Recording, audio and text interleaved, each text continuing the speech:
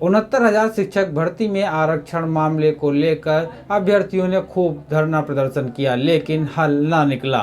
फिर मामला कोर्ट पहुंचा और कानूनी लड़ाई शुरू हुई। अभी जानकारी आ रही है कि 13 मार्च 2023 को हाई कोर्ट इस पर अपना फैसला सुना सकता है। इस बात को और विस्तार से समझने के लिए आरक्षण की कानूनी लड़ाई लड़ रहे भास्कर सिंह यादव से बातचीत की। अब ये जो लड़ाई है आपकी, जो आप लड़ाई लड़ रहे हैं, इसमें से कहाँ तक सफलता मिली, कहाँ तक पहुँचे हैं आप? इस लड़ाई को हम लोगों ने ज़मीन से लेकर के कोर्ट तक, सड़क से लेके सदन तक हर जगह पर लड़ाई लड़ी है हम लोगों ने। और उसमें आंशिक सफलता आप ये कह सकते हैं कि मिली है अभी हम लोगों को। क्या है वो सफलता? आंशिक सफलता ये है कि जो 20,000 पदों के सापेक्ष 5 जनवरी 2022 में इन्होंने 6800 वैकेंसी हम लोगों को और दी, जिसमें से 5660 यानी 5660 ओबीसी की दी, शेष जो है एससी की इन्होंने दिया। वो भी किसी कारणवश अभी तक नहीं हो पाई है। वो इनकी नीयत ही नहीं थी, उन्होंने उसमें इतनी कमियां रख दी कि वो जो पद दिए इन्होंने आंशिक रूप से, उनको भी माननीय न्यायालय में कुछ याचिकाओं द्वारा चुनौती दी गई और उस पर वर्तमान में फिलहाल कोई स्टेटस उन याचिकाओं में तो आप लोगों का हाथ नहीं देखिए, याचिकाओं में आप लोगों का हाथ इसलिए नहीं है क्योंकि अगर हम लोग लड़ाई शुरू से लेकर के अब तक लड़ रहे हैं तो हम कभी नहीं चाहेंगे जो जितना मिल गया कम से कम उसमें जितना मिल गया उसको लेने आगे जो आगे की लड़ाई अच्छा, अभी एक मामला मैंने और समझा है कि यहाँ पे लोहिया संस्थान में शायद कोई वैकेंसीज निकली थी जिसमें से आरक्षण का नहीं दिया गया। हाँ, अब उसके विषय में बहुत ज़्यादा मुझे नहीं मालूम, लेकिन मैंने शायद यहाँ तक था कि उसमें 2 वैकेंसी ओबीसी को दी गई और 100 जो वैकेंसी हैं, मतलब कुल 106 या 7 वैकेंसी थी, जहाँ तक मैं समझ पा रहा हूँ। पता नहीं लोहिया का ही है या किसी जगह का है।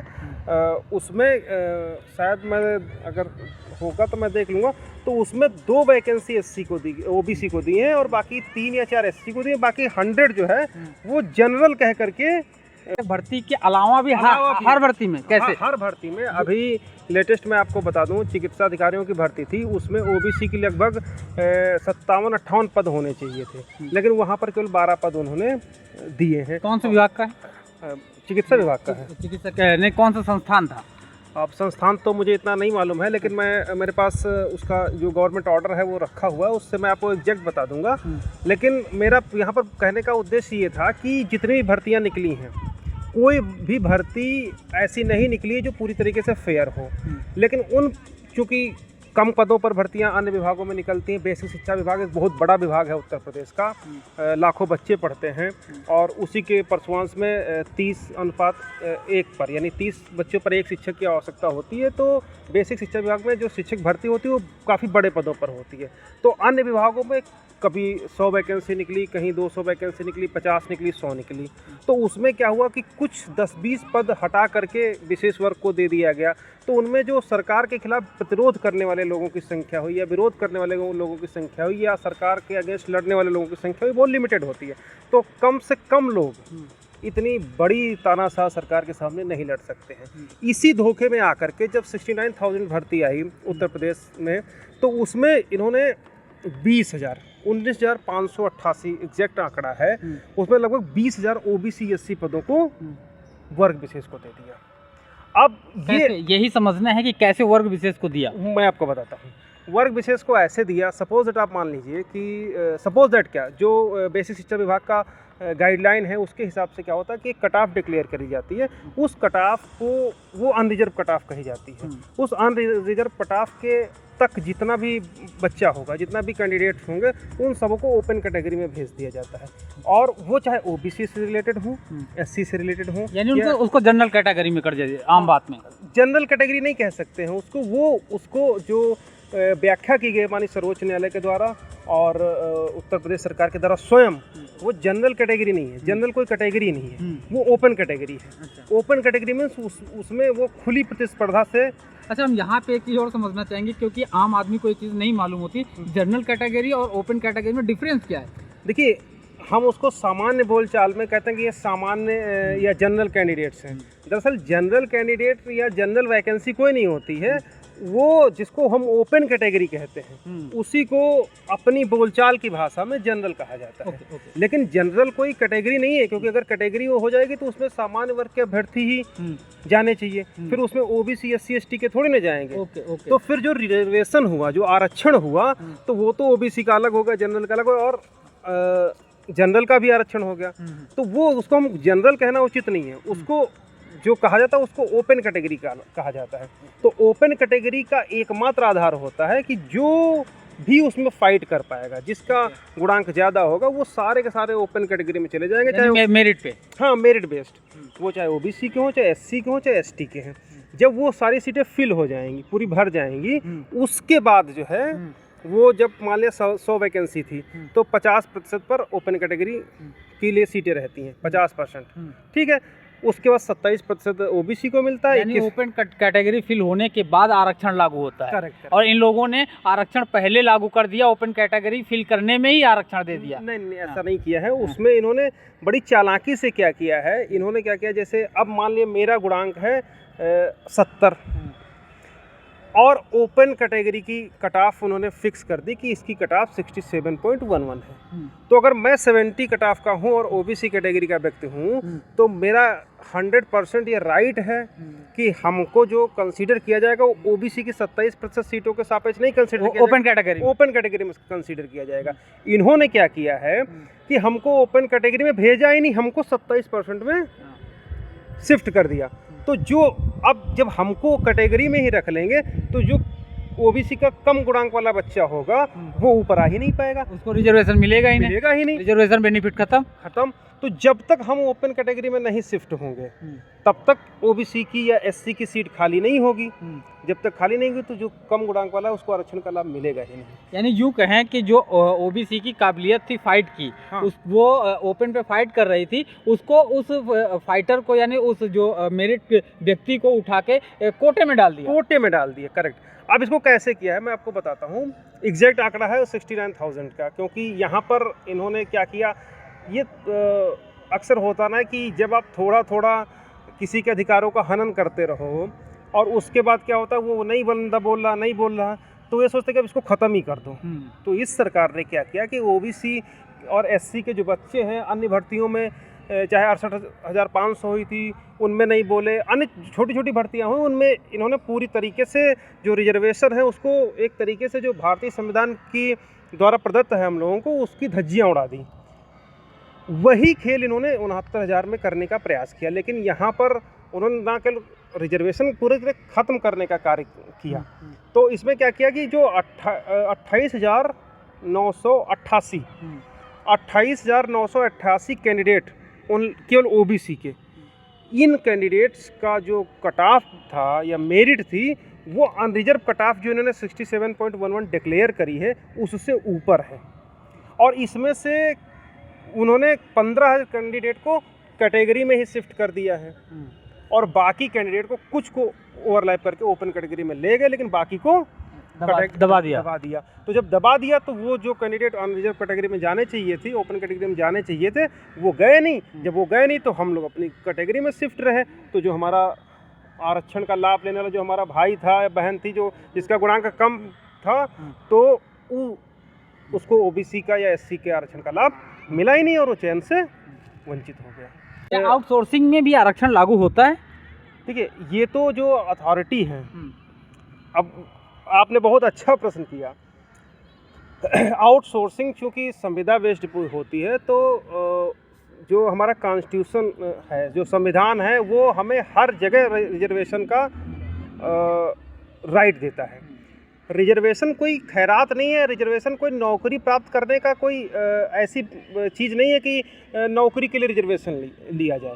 जो रिजर्वेशन लागू करने का मूल धारणा थी, जो मूल उद्देश्य था, वो ये था कि अगर देश का विकास हो रहा है तो उस विकास में जिसकी जितनी कैपेसिटी हो, अगर हमारी कैपेसिटी आपके बराबर नहीं है या आपकी कैपेसिटी हमारे बराबर नहीं है, तो जितनी कैपेसिटी आप है तो देश के निर्माण में आप अपनी क्षमता के हिसाब योगदान दे सकें।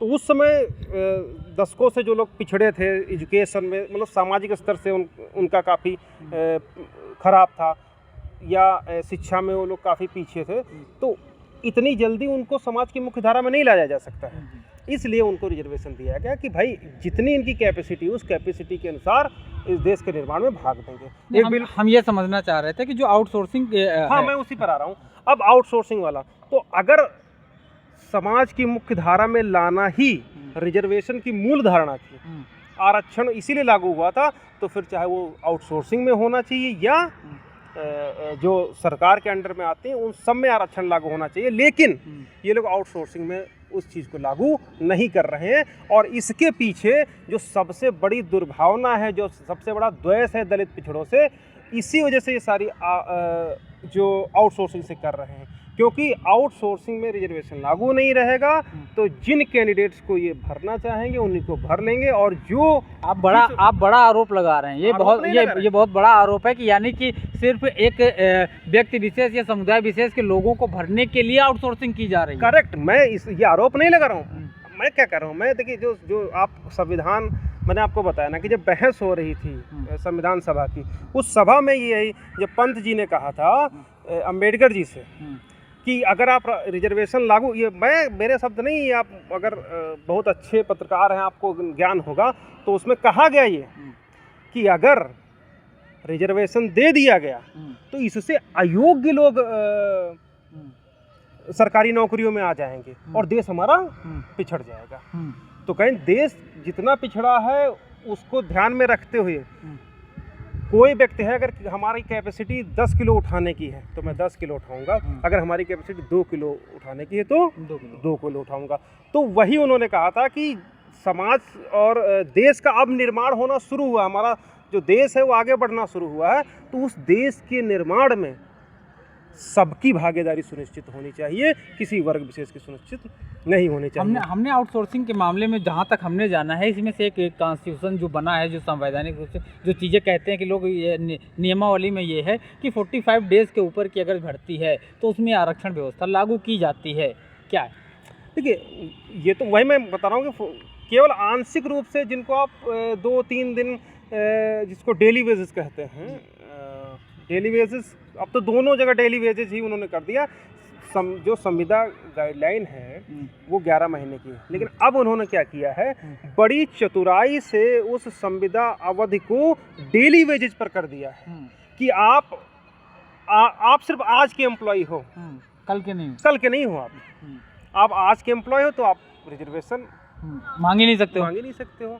आप ये कह ही नहीं सकते हो कि आप हमको हमारा जो न्यूनतम मजदूरी है वो दो। इसीलिए अगर आप एक दिन नहीं गए तो आपको उस दिन का पूरा मानदेय या जिसको बोलते हैं ऑनरेरियम, पारिश्रमिक कह लीजिए या पारिश्रमिक, हाँ, वो जो है एक ही दिन का आपको मिलेगा, नहीं गए तो नहीं मिलेगा। तो वो एक तरीके से आप कह सकते हैं कि जैसे हैंड टू माउथ। एक चीज़ और मैंने भी देखी है कि जो आउटसोर्सिंग कंपनियां हैं वो जो 45 डेज़ के नॉर्म्स हैं उसके अगेंस्ट में भी वो चालाकी करके एक चीज़ ले आए हैं कि वो जो ज्वाइनिंग लेटर है, जो कैंडिडेट्स को जो ज्वाइनिंग लेटर दे रहे हैं वो 45 की डेज से नीचे का दे रहे हैं। हाँ। और हर मंथ उसको एक्सटेंड कर रहे हैं। क्या कहानी है इसकी? कहानी इसकी यही है कि अगर एक्चुअली क्या है कि जो अब संविदा में क्या होता है, जिसको बोलते हैं ठेका प्रथा, आप शुद्ध हिंदी में समझिए ठेका, कि सरकार ने अपनी अपनी कैंडिडेट बिठा रखे। मैं सपोज दैट मैं किसी विभाग का मंत्री हूँ, हमने अपना एक कैंडिडेट बिठा दिया, उसको ठेकेदार बना दिया, निविदाएं आमंत्रित की गई। किसी भी विभाग में जैसे काम करवाना है, चाहे वो क्लरिकल काम हो, चाहे नर्स का, मतलब जो भी काम है, तो उसके लिए निविदाएं उन्होंने मांगी, और जो मिनिमम पैसे में कहता कि हम आपको ये मैन पावर अवेलेबल करा देंगे, उसको वो ठेका दे दिया जाता है। तो ये सरकार अगर वास्तव में हम लोगों की या इस संविधान को मानने वाली है, या हम लोगों का दलित पिछड़ों का वास्तव में वो भला चाहती है, ये चाहती कि हम लोग समाज की मुख्यधारा में आ करके जो हमारा शोषण हुआ है जो दशकों में, उसको एजुकेशन के माध्यम से पछाड़ करके अगर हम लोग आगे बढ़ रहे हैं, उसमें सरकार कुछ योगदान दे, तो इन ठेका प्रथाओं को उसको लागू ही नहीं करने देना चाहिए। हमारा एक सवाल और है, जो जनरल सवाल है कि जो ये ठेका प्रथा है, जिस तरह से ये चतुराई से लागू की जा रही है व्यवस्था, ये सिर्फ ओबीसी, एससी, एसटी के लिए ही खतरनाक है या पूरे युवाओं के लिए खतरनाक है? देखिए, अगर लगेगी आग तो आएंगे कई घर जद में, यहाँ सिर्फ हमारा मकान थोड़ी है।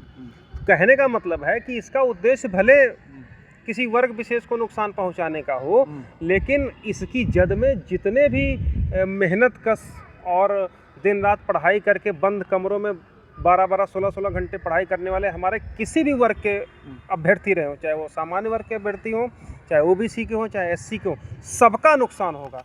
क्योंकि जिस काम के लिए सरकार मिनिमम वेजेस तय करती है कि हम एटलीस्ट 30,000 पे करेंगे, उसी को मजबूरीवश ठेके वाली प्रथा में वो 12,000 10,000 में करने पर मजबूर है, और उसमें भी उसको किसी भी प्रकार का कोई भी ना तो कैजुअल लीव मिलती है, ना मेडिकल मिलता है, ना टीए कुछ भी नहीं मिलता। वो 10-12 हज़ार में एक कमरे में बैठ करके केवल एक गुलामी की नौकरी करना चाहते हैं। जो बच्चे 15-15, 16-16 घंटे अपने कमरे में बैठ के पढ़ाई करते हैं, ठीक है, तो अगर हम वर्तमान की जो ठेका प्रथा जो शुरू हुई है नौकरियों में, और जो अपनी यहाँ की जो शिक्षा व्यवस्था है, इन दोनों क्या उसके लिए सपोर्टेड हैं या फिर उसी के अनुसार है शिक्षा व्यवस्था भी? देखिए, शिक्षा व्यवस्था, अब इस प्रश्न का जो जवाब है वो बहुत विस्तृत है। विस्तृत जवाब ये है कि एक सोची समझी, अब किसी इस प्रश्न में मैं किसी पर्टिकुलर व्यक्ति को, किसी सरकार को मैं दोष देना नहीं चाहता हूँ। मेरा सवाल इसलिए है कि अमूमन क्या होता है कि हमको जाना दूसरे ट्रैक पे है, लेकिन हमको पढ़ाया दूसरा ट्रैक जा रहा है। हम इसलिए सवाल कर रहे हैं क्योंकि जो पढ़ाई कर रहे हैं बच्चे हैं, जो युवा हैं, ये उनसे सबसे संबंधित सवाल है ये। बिल्कुल।